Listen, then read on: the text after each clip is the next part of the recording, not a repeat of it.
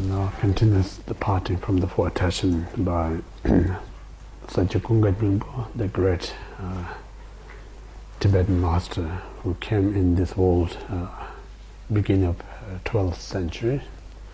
So common eye, he is just a great son of Kunga, and uncommonly he is emanation of Buddha compassion. Actually, he's a combination emanation of Manjushri and Buddha compassion. So he received this parting from the four attachment direct from Buddha Manjushri, and since then he passed this teaching to his disciple Sonam Tsenmo, so forth, all the founders of the Sakapa. Then from then passing down to one great master, the next master up to today. So that's the the lineage of this teaching. So these four topics. The first, if you have attachment to this life, you are not Dharma practitioners. Second, if you have attachment to samsara, you do not have a renunciation. Third, if you grasping self, you do not have a bodhicitta.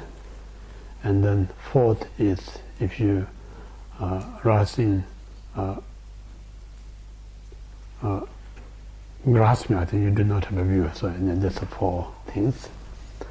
So we still talk about the first one. If you have attachment to this life, you're not Dharma practitioner. So anyway, there's three parts: preliminary, it's refuge and bodhicitta. Then main part is the four parting from attachment, and then the conclusion is the dedication. So now the main part, four. So we talk about the first one. So first, to free our attachment to this life. Then there's a preliminary is to describe how difficult to obtain human rebirth. So that help us to cultivate the motivation to practice Dharma. And then the main antidote to overcome attachment to this life is impermanence. And then third, in order to practice Dharma, one must have a good understanding of cause and effect that help us to make our practice much more perfect. So that's the reason I talk about the cause and effect. So we complete the first two. Now is the third one, cause and effect. And then the cause and effect, again, there are three.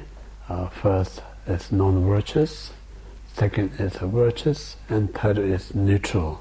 So we completed non-virtuous yesterday. So today is like a virtuous deeds. So virtuous deeds, again, there's three parts. The first, nature of the virtuous deeds. Second is the result of virtuous deed.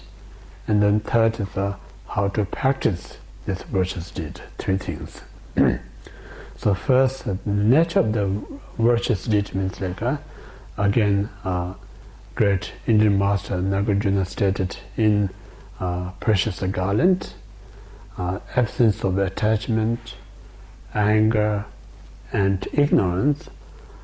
Whatever you created actions through your mind, body, and speech, all count as a virtuous deed. So virtuous is supposed to be perform absence of attachment, ignorance, and anger. So that's a nature of the virtues. So of course there's countless types of virtues. So all these virtues we sums up into three groups, same as non-virtues, mind, speech, and body, three things. So first, the mind is absence of coveting mind. Second is absence of harmful thoughts. And then third is right view. So these three we call the virtuous mind.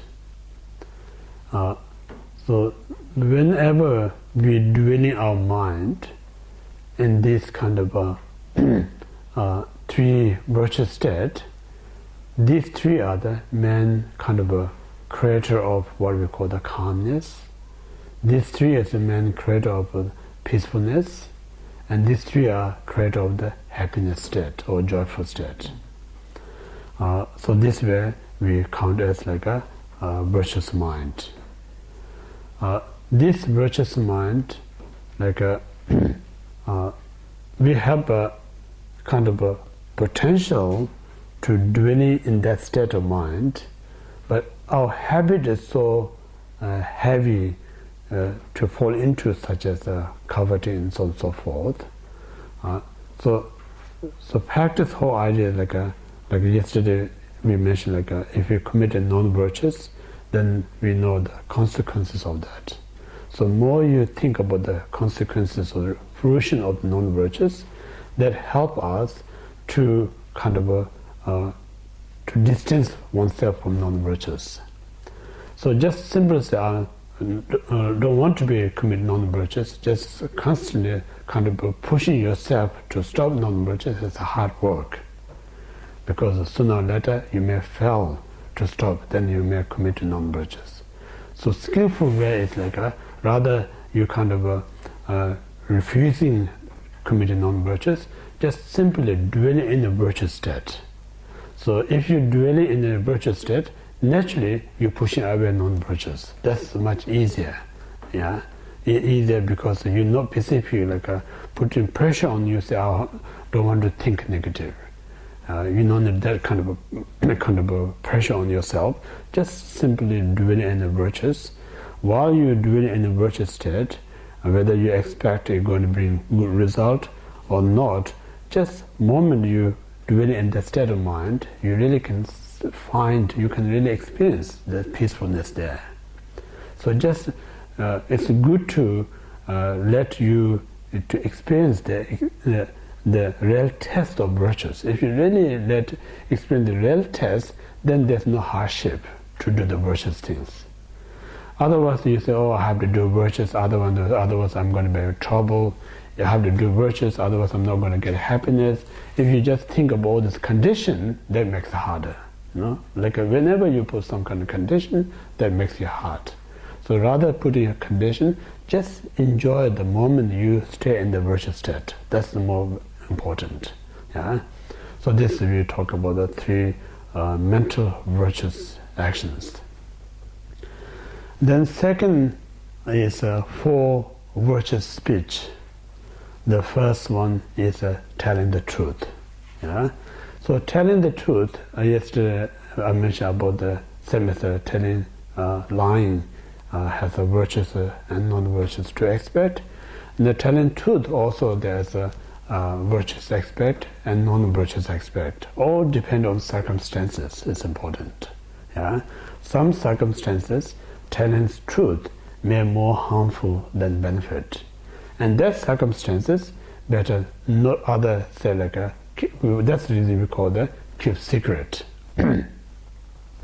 So keep secret means for instance like when some especially like when we talk about emptiness teachings, or when we talk about Vajrayana teachings, like one of our partner come to the Vajrayana teaching, and then the Vajrayana teaching is like a suitable someone who really interests, but it's not suitable someone's not so interested. So that time, whatever you heard about Vajrayana teaching, you tell someone that your partner or friend who not so interested, and they may think, oh, this is just brainwash, for instance. So the moment they say something negative, they also committing negative karma unnecessarily. And that also makes you upset, and then you make angry. So that circumstances, you don't need to tell the truth what you received during the empowerment, or what is the real meaning of the emptiness, because that person eventually is a potential to practice Dharma, attain to Buddhahood, but at the moment he or she is not ready.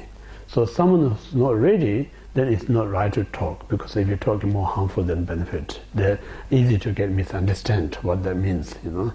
So their circumstances, better not to tell the truth. Just best I think like no need to tell lie, just silence. If the silence doesn't work, then you have to tell some kind of lie. Yeah, so the telling lie is not kind of a deceiving him, just simply to protect him to not be negative, and then simply protect yourself, not get upset when he or she comment negative things. That's the only reason. So this telling lie is nothing kind of a cheating to him or her, not that reason, you know. So that's at that point, either silence or not telling the truth. That's better. But other time, the truth is important. So that's a positive speech. Then second is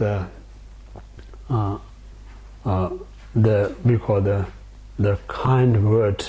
Any families or friends or relatives, they're having some difficulties between their relationship, then not your own interest to your own can benefit, rather they can benefit.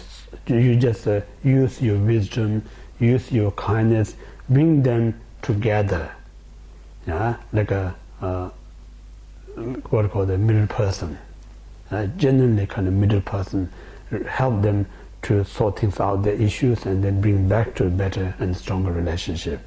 So that's the opposite of a malicious gossip. So that's the second positive speech.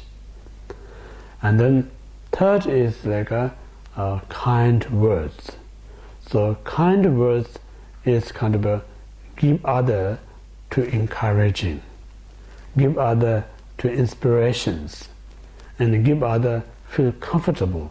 So this is again very important, like the kind or pleasant speech is so important. That's the third one. And the fourth is like it's a good, of course we ordinary human, we need to, when we in the socialize, do lots of idle talk, but instantly we can't cut down this idle talk.